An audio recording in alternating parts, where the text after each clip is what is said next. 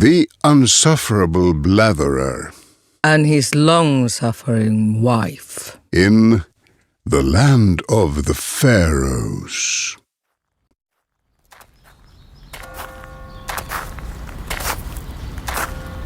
Younger than me, older than me, older than me, older than me, younger than me. Oh, do stop that. Go on, just admit it. You're thinking exactly the same as you look at the gravestones. I'm not. And I'm not as childish as you are. I look at the beautiful flower arrangements, at the adorable little bronze birds perched on some of the stones, at the candle holders, at the sort of things you men just don't get at all. Steady on. You know I understand art well enough. That statuette there, the nude woman standing grieving on the headstone, it's very pretty. The figure positively oozes a sense of sadness and loss. Shall I tell you what else it oozes? Is that the sort of thing you want on our grave? Because if it is, then you can bury me next to my mother and father in our family plot. I was merely admiring the sculptor's skill in representing the naked female form. Keep off the grass. Oh, you don't have to admire the statue from behind, too. By the way, should we start ordering a daily paper again? We've got to that age where you open the paper at breakfast, straight to the death notices. You speak for yourself. I haven't reached that age. And no, we are not getting a paper. You can read it for nothing in the public library. And you don't need to put your back out carrying tons of waste paper to the recycling bins. Yes, but the library isn't open in the morning. And even if it was, I'd feel a bit silly going there in my pajamas, with a mug of coffee in my hand. Go at work in your lunch hour. Bad news can wait till lunchtime. And anyway, I know you. The first thing you turn to is the comic strips. Let's sit down on that bench. It's nice and shady.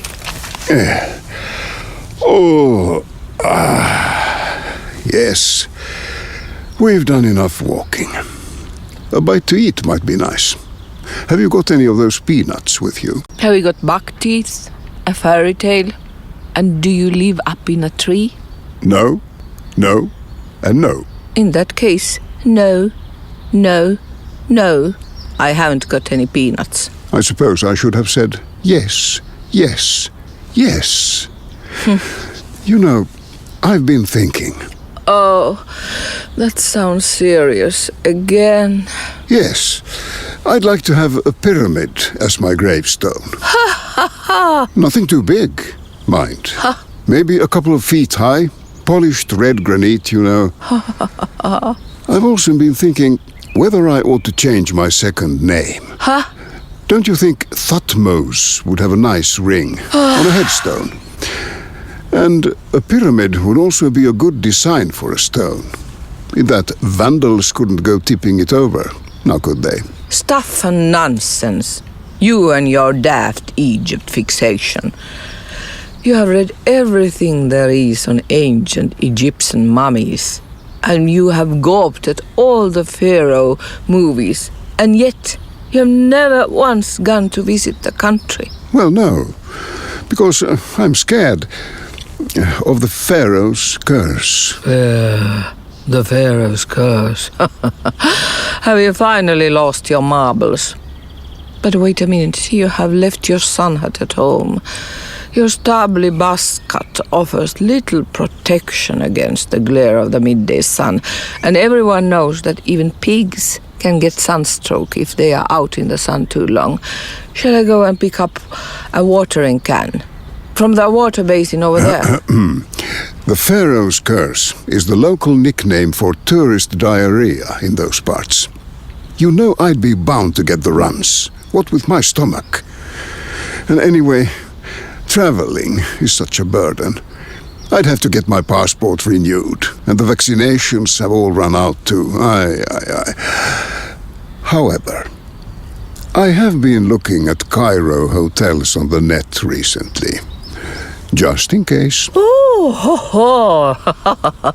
Now I've heard it all. And, you see, there is this one 5-star hotel, less than half a mile from the pyramids.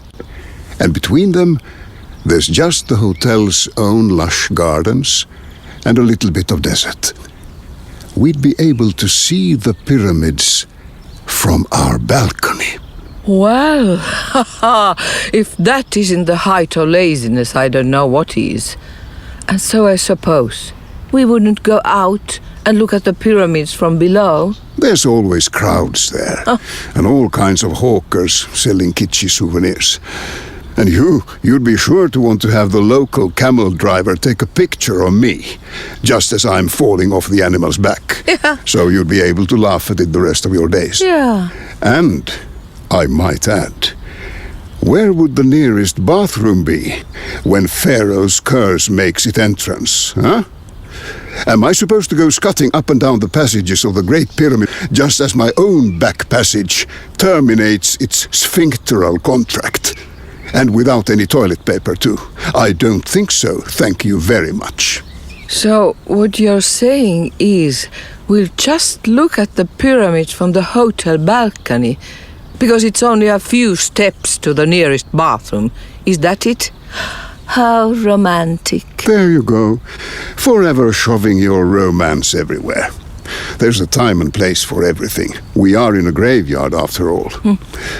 But, as you wish, imagine the two of us, standing on the balcony, a glass of red wine in our hands.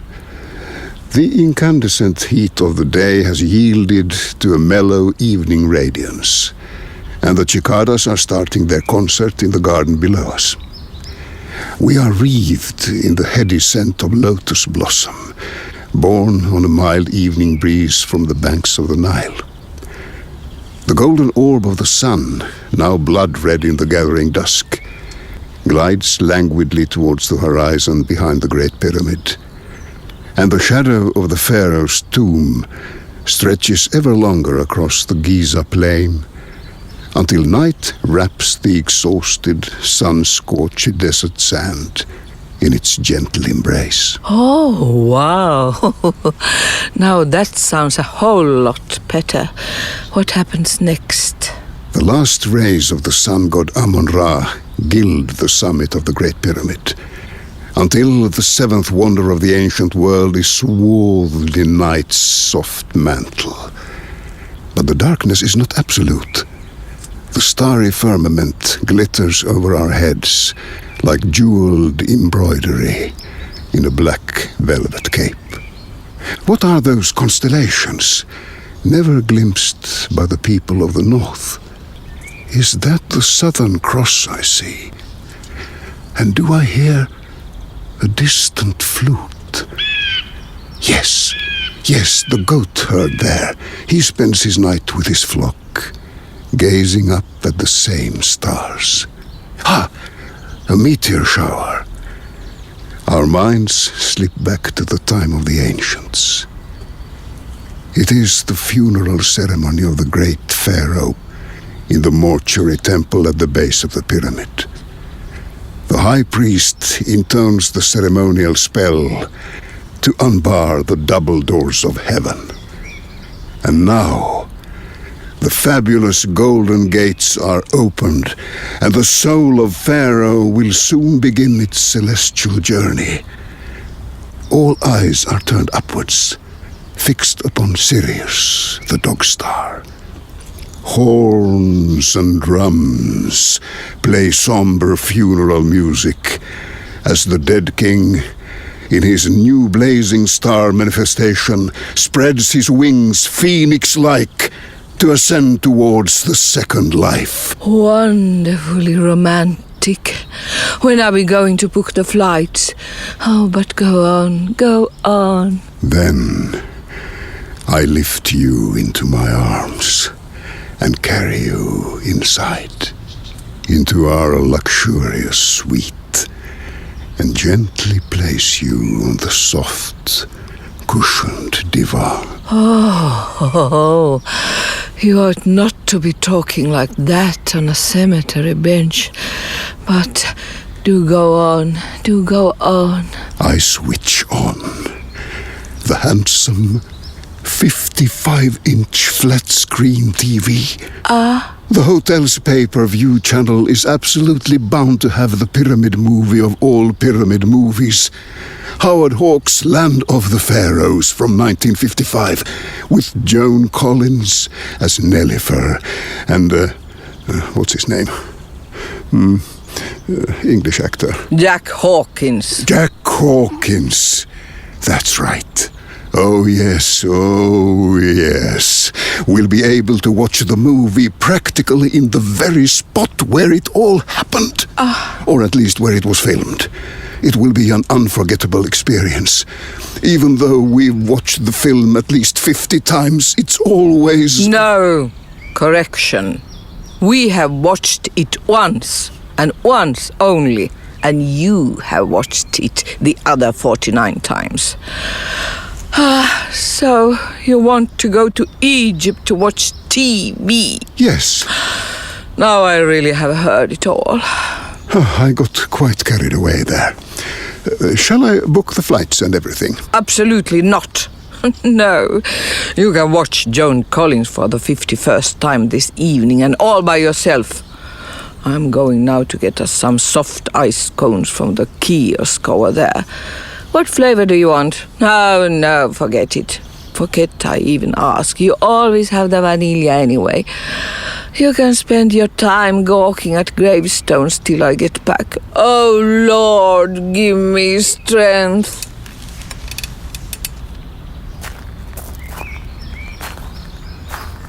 All right. Where was I? Younger than me. Older than me. Younger. Oh. Exactly the same age as me. Older than me. Younger than me. Younger than me. Younger than me.